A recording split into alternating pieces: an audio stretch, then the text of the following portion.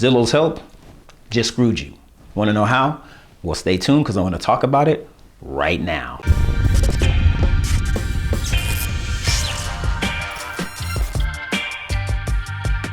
Hey everybody, Dietric Williams, realtor with Compass, Baldwin Hills, California. Welcome back to another edition of Info on the Go, the show where I give tips, tricks, and insight on how to buy, sell, or invest in real estate in Southern California.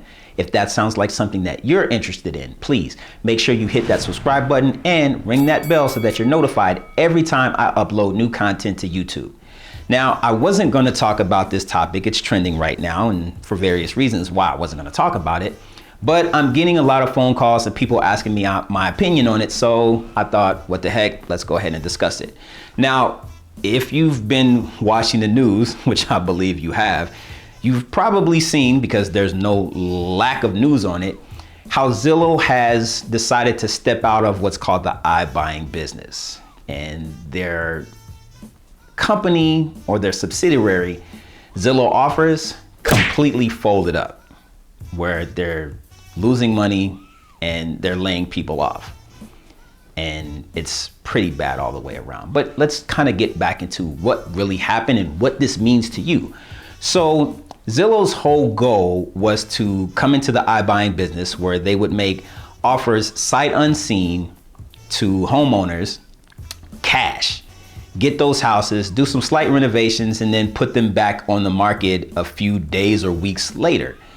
And they figured because the real estate industry was booming and prices were up and they were seeing these great things happening, that they would take advantage of it and extend their market share by getting to this business. Here's the problem. No two places are exactly alike when it comes to flipping homes. So what works in Nashville, Tennessee might not necessarily work in Los Angeles, California. And if I get even more granular, what works in certain parts of Los Angeles doesn't work in other parts. So it varies from community to community. And while technology has been a godsend to many of us, it's almost impossible to use an algorithm to determine how you're going to perform when it comes to flipping houses on a massive scale around the entire country. It just doesn't work that way. And because Zillow is now a brokerage, it can sell directly to buyers, with the incentive of cutting some of those transaction costs for both them as the company and the buyer. High volumes of these types of transactions would have made Zillow a ton of money. But the flipping market is not without risk. Case in point, Zillow drastically overpaid for each of the homes that they purchased. It's a competitive market, so they had to come in competitively and offer more than what they probably should have offered.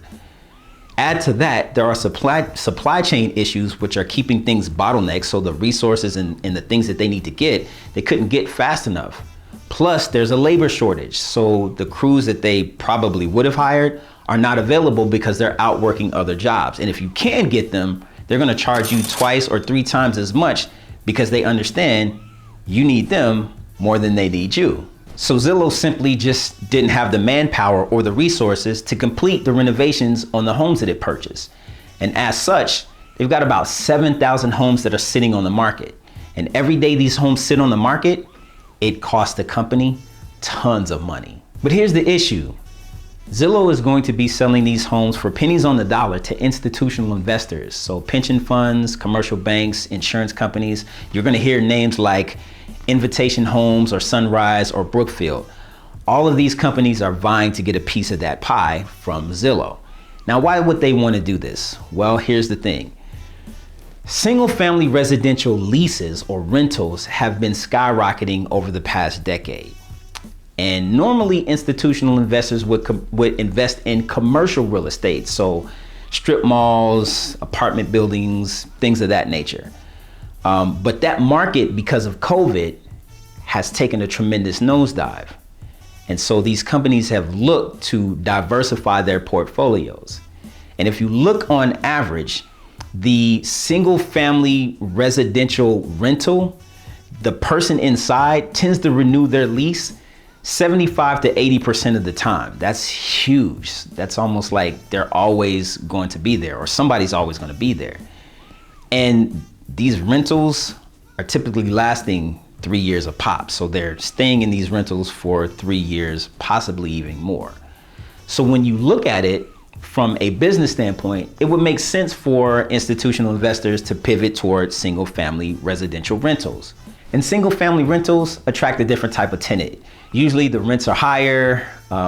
You're not getting people who are looking for a rental at the last minute, because those are people who tend to not renew their leases and only stay month to month. So your tenant base is going to be a little bit different when it comes to single family rentals. Additionally, real estate has appreciated in value over time. Now I know the crash of 2008 put the kibosh on that, and so people are gonna say, hey, we lost money in the crash. That was an anomaly.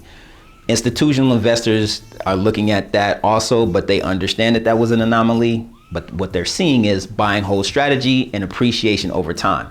As a large company like that, they probably can weather those storms on the short term. So it's not really a big issue for them. And plus, for institutional investors, it's a great place to park your money. But what does all this mean for the potential buyer? Well, Zillow was going to put these homes on the market and sell them to the average Joe buyer, right?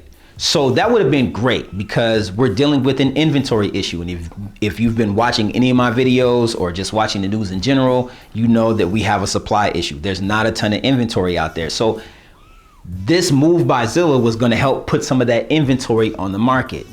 But guess what? It's now going to institutional investors who have a buy and hold strategy. So that inventory is now gone. It will not hit the market for a long time.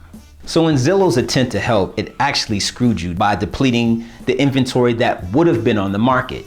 So that massive failure from the company actually trickles down to you as the buyer. Now, what scale that comes in at remains to be seen. And this isn't a video to bash Zillow as a company, right? Because there are other companies who have followed the iBuying model, like Open Door, OfferPad, even Redfin. They seem to be having some success, but what we want to watch is what happens to them. If they follow the same suit that Zillow followed in, then what I'm telling you is going to get far worse. I hope that doesn't happen. I hope there's some success behind this, because I really would like to see that inventory hit the market and people be able to purchase homes. But if it doesn't, you're going to see more institutional investors swoop in, grab those properties, and the rental game is going to start to skyrocket. But if you really want to know what's happening in the real estate market, you're going to want to check this video I did right here.